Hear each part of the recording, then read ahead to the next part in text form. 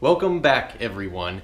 I'm about to embark on a new project that's sort of outside of my normal purview of vehicles, and it's right behind me. Let's go take a look at it. That's right, it's a Honda Civic.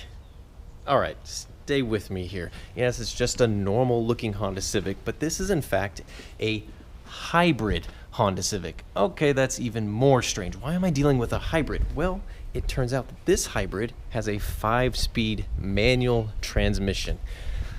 That's right, no automatic transmission here. So a manual transmission is actually a very unique thing to find in a hybrid type car. So Honda had a manual transmission option in their first generation Honda Civic hybrids, and also that Honda Insight car that they made that's very interesting looking, very polarizing styling. But this car is actually kind of sporty as far as hybrids go. And why do I have one? Well, actually, my dad picked this up for $500 and it needs a lot of work. So I figured, why not? Let's just take it on and see if we can turn around this old neglected car. So these things are really pretty interesting. They're a parallel hybrid system, meaning that the gas engine is still the primary source of propelling the vehicle. It's directly connected to the wheels, but that there's an electric motor that assists that gas engine, which is definitely needed because at best that gas engine makes 85 horsepower and the electric motor adds like another, I don't know, like 15 horsepower or something. And it's actually a little sprightly to drive when everything is working as intended. Now, unfortunately, this car has been severely neglected and the gas engine is kind of on its way out. The electrical hybrid system is in fact in great condition. It assists the gas engine great. The battery charges, the motor works properly, the regenerative braking works just as it should, but the gas engine is really the culprit that needs attention here. Now, I've driven it probably about 1,000 miles just to get an idea of what's going on with it, and it appears to be consuming oil. Now, another interesting thing about these engines is they're not straightforward to take a compression test of. You have to have a special computer that turns off certain checks inside of that engine control system so that you can actually take a reading. Otherwise, you just get zero compression across all cylinders because it has some sort of cylinder compression release system inside of it. So I'm not going to get into that. Just know that basically it's losing compression more than likely through the rings, and I know that because it's consuming oil at the same time. So typically these cars get about 50 miles per gallon on the highway, and it's pretty incredible that a car from 2005 could get that sort of gas mileage, but it can get that. But this one, since the engine's no good, it's getting about 38, which is still respectable, but this car should be doing much better than that. So really, this project could have a lot of things going on with it, but the first thing I want to do is replace this gas engine. It's not worth rebuilding because you can get a replacement engine from a salvage yard with only like 100,000 miles on it for hundreds of dollars, meaning like $200 or $300. And I have located one, or rather my dad located one for $200 locally. It only has 105,000 miles on it, and we're going to swap that engine into this car. Aside from the oil consumption and general lack of power this car makes, it also makes a nasty rattling, knocking noise. And I don't know if it's big end bearings or if it's a timing chain that's slack or if it's something in the valve train that's gone out of adjustment. I don't know. I've already done a valve adjustment, checked everything. Nothing really looks out of place, but it definitely doesn't sound good. So let's give it a drive and see what I'm talking about.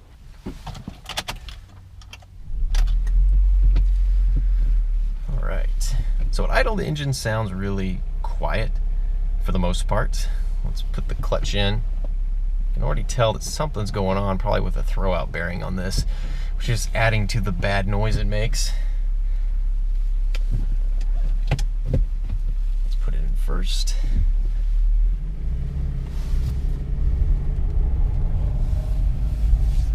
I hope the camera picks it up because it's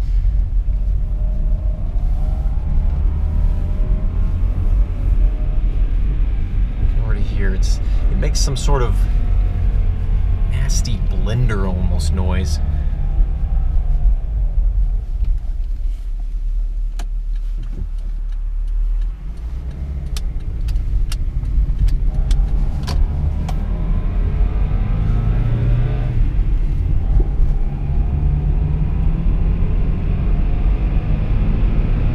That's all she got. Now these things are never fast, but this one is especially slow. In In fact, my dad has another one of these, same year, with about 70,000 less miles and far better maintenance history. And it feels like a sports car in comparison. Now, even though it's still a hybrid, it's still a Honda Civic, and it handles so well. And that's why I say these cars are quite fun to drive. They're very much an enthusiast-oriented hybrid. And they've even got some of these geeky dials right here that tell you how much the battery's being charged. If you leave the car in gear and it decelerates, it's in fact charging the battery. And then when you hit the gas, it tells you how much the motor's assisting the gasoline engine. So I mean, these cars, for being from the early 2000s, again, this is a 2005, they're pretty high tech. But they're not quite high tech enough to where someone in the garage can't fix them. It's really the perfect blend between efficiency, modern technology, and kind of spirited drivability. So that's why I felt it was worthwhile to try and save this one, or at least bring it back somewhat. Bring it back to a respectable driving state. No one in their right mind would ever dump the amount of money and time I'm about to invest in this car, but I think it's worth showing how to fix up one of these hybrids because they're very interesting pieces of technology, and I think they're worth saving. So hopefully you're down with that. Let's start taking this car apart and get that old engine out of there. The first thing we need to do in preparation of removing the engine is remove fuel pressure from the fuel system, and we do that by removing the fuel injector main relay, which is this little blue one right here.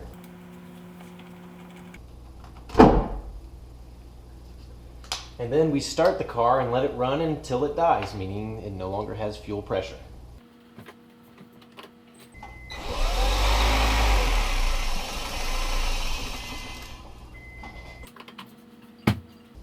So as you see, it only ran for like 2 or 3 seconds and then died, so that means all the fuel pressure is now relieved. Now we're going to disconnect the IMA battery. Something to remember is we are working on a hybrid, so it does have a high voltage battery that deals with the electrical part of the hybrid system that needs to be disconnected before starting any real work on the car. And on this Honda Civic, it is behind the rear seat, and it is under this cover right here. Undo 2 screws, there's a main switch that turns off connection to that battery.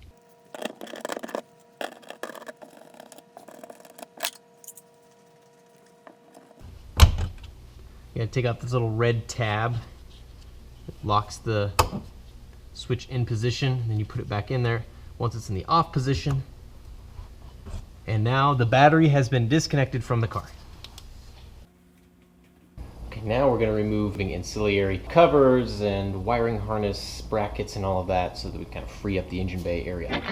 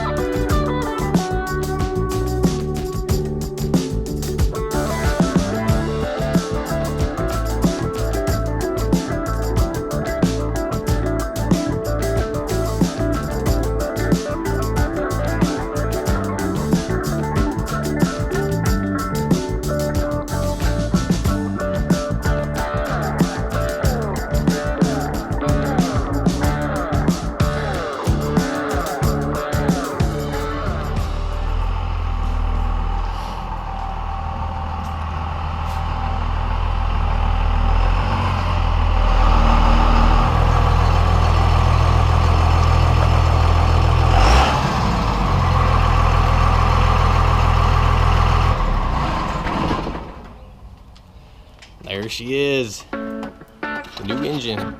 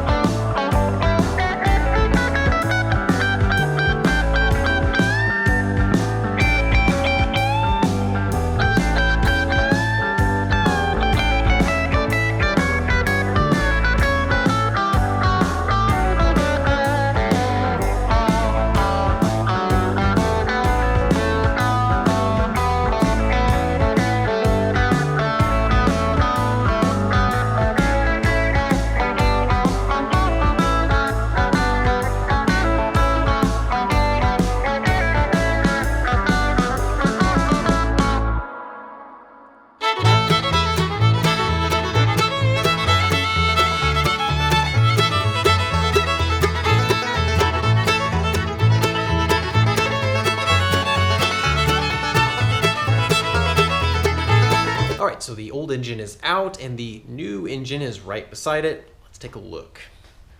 What a huge pain in the butt it was to remove this engine from that engine bay. I have never seen so many electrical connectors and engine mounts and random hoses and everything in my life. I mean, this was a true pain, and I have worked on a 300ZX twin turbo, and I really think that was easier to remove the engine out of than this car, and that's saying quite a lot. So that's the old engine out, and as I started removing things, it became very obvious that this engine was burning oil. There was just oil in the intake manifold. It's going to be hard to see here, but inside of there you can see the intake valves just coated in oil. And yeah, so this thing either needed a full-on engine rebuild or just completely replaced. We're replacing it. It's still strapped to the engine lift because I need to pull off the transmission here. And I was thinking I would have to swap over the stator and rotor for the IMA system, but as it turns out, the new engine already has that connected, so that's going to save me a ton of time. Let's take a look at the new engine. So this is out of a car with, I think it was 105,000 miles, so just right at 100,000 miles. And you can just tell the exterior appearance is way better than the one we pulled out. And this one still has the wiring harness connected to it. So I couldn't believe this, but I was looking at the service manual and like step 10 was unplug the engine wiring harness from underneath the dashboard and route the wiring harness out the firewall and pull it out and pull out the engine with the wiring harness still connected to it. And I thought, I'm not going to do that. So what I ended up doing was taking off the intake manifold and undoing all the connections. And there's like 8 connections on the underside of that intake manifold. And that allows you to remove the wiring harness in full and kind of peel it out of the way so you can remove the engine. Way easier than trying to pull this whole hunk of thing out of the firewall. No way. But this engine is out of an automatic transmission or a CVT transmission car. And so this wiring harness I can't use anyways, so I'm going to have to pull the intake manifold off this, pull off all the wiring harness. That way I can use the existing wire harness in the car. I think as far as the IMA system, the flywheel will bolt up to this. I don't think there's any difference between the automatic and manual transmissions as far as that goes, but we're going to find out. In typical salvage yard fashion, there's some hoses that have been cut that I'll need to swap over from the old engine, including the fuel injection main supply hose right here.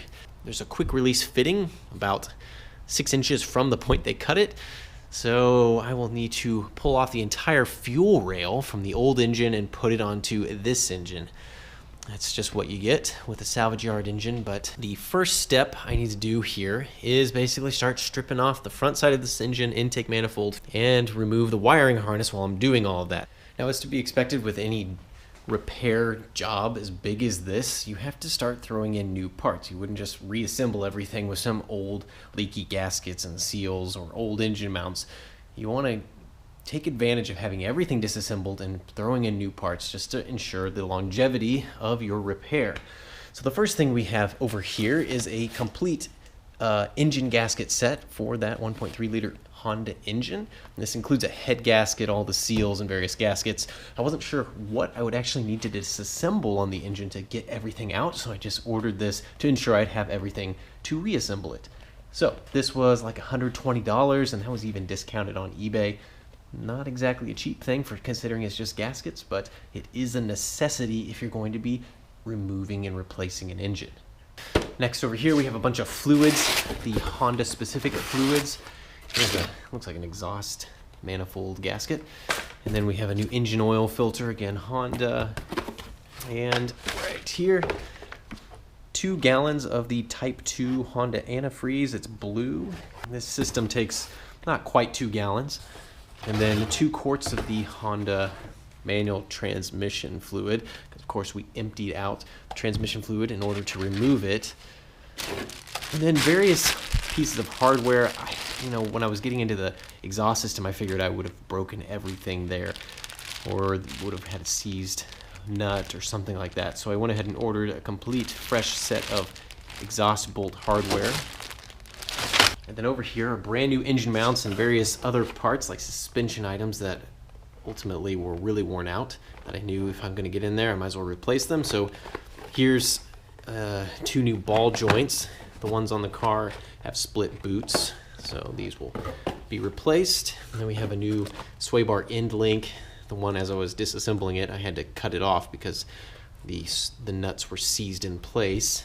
And then a complete set of engine mounts. So there's 4 engine mounts for this car, and while the ones on the car looked okay, you might as well replace them. I bought this complete set for $60 on eBay. Granted, they're not OEM Honda, but then again, there's not much to a rubber engine mount, and these look actually really high quality. And then over here, we got 5 quarts of fresh 0W20 full synthetic oil, kind of just the Walmart brand, because I just want to flush the new engine out in case there's any just dirt or whatever build up from sitting around. And over here, got some exhaust hardware and gaskets because I wasn't sure if I'd need them. And then we have a clutch kit. Wasn't sure what condition I'd find the clutch to be in upon removal. Of course, it comes with a throw-out bearing, which looks nice. And pressure plate and friction plate. Very nice. So, I'm glad I got that because the old clutch in this car has been making kind of a squeaking noise as you disengage the clutch in first gear, and it makes me think that the old one is on its way out. So that's the complete parts supply we'll need to reassemble this new engine and get it in the car.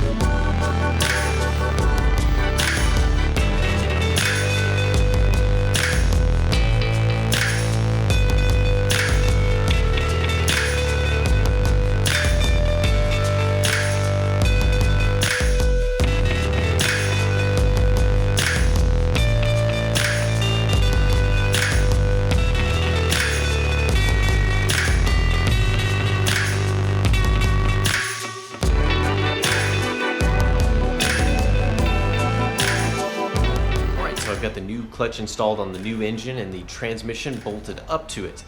Now, I was going to say now it's time to install the new engine mounts in the car, but unfortunately I found out that all of those new engine mounts, a total of 4 that I bought, well, none of them fit this particular Civic.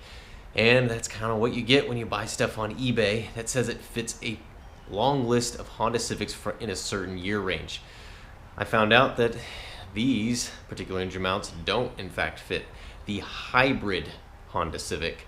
The good news is the old engine mounts are still in really good condition, so I really didn't even need engine mounts to begin with. I was just trying to be proactive. It's time to put this engine back in the car. Let's get to it.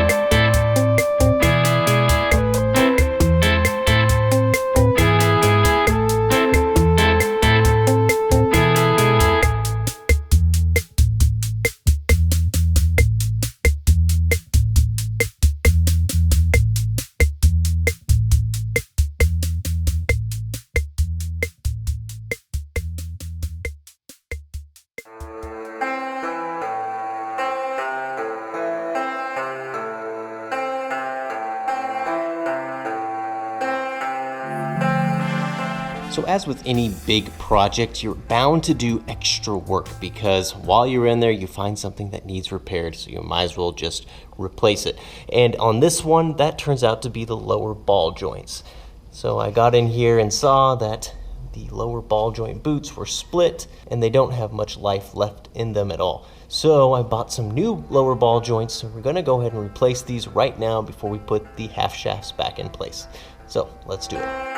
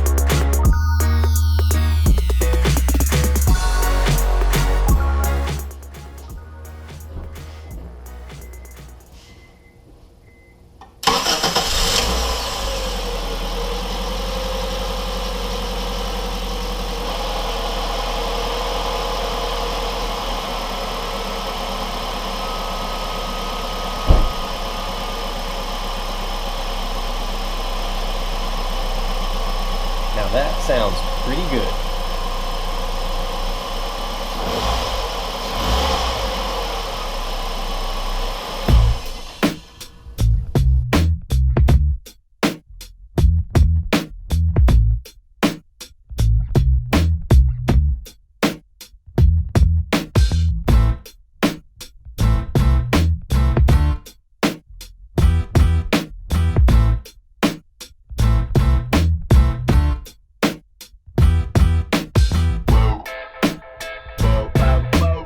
Alright, so that's the engine completely swapped. Everything is bolted up, all the fluids are topped up, and there's no leaks, there's no strange sounds. It runs like a new engine. And that's what I was going after. I would say at this time, let's go take it for a drive, but unfortunately a lot of bad things have happened in the world since I started this video. I finished working on this car on Sunday, and now it's Wednesday, and I'm under a stay-at-home order because of the COVID-19 coronavirus thing that's going on. So I'm not gonna go take the car out and drive it, because really I want to set a good example and not just go out for no reason, and this really is no reason. I did drive the car over the weekend after I finished it, and it runs really much better. It makes a lot more power, and it gets the kind of fuel economy it should be getting. I went and filled it up with gas, reset the trip odometer, and I took it on a in-town 4-mile loop, and I got over 40 miles a gallon, actually 43 miles per gallon. Granted, I wasn't flooring it everywhere, but already during that loop I could tell that this car is running like it should be. So hopefully in the future, when the world is in a better place, we can take this thing out for a drive and see how much of an improvement it really has. But that is for a later time. I'm just happy it's done. That's one project down, and I'm sure I'll find something else to take on here soon. Now, before signing off here, I just want to say thank you guys so much for watching, and be smart with this coronavirus thing. Stay home as much as possible if you can. I know not everyone can because of work and all of that, but just do your best to stay healthy and stay out of harm's way. So thanks again so much for watching, and we'll see you guys again soon.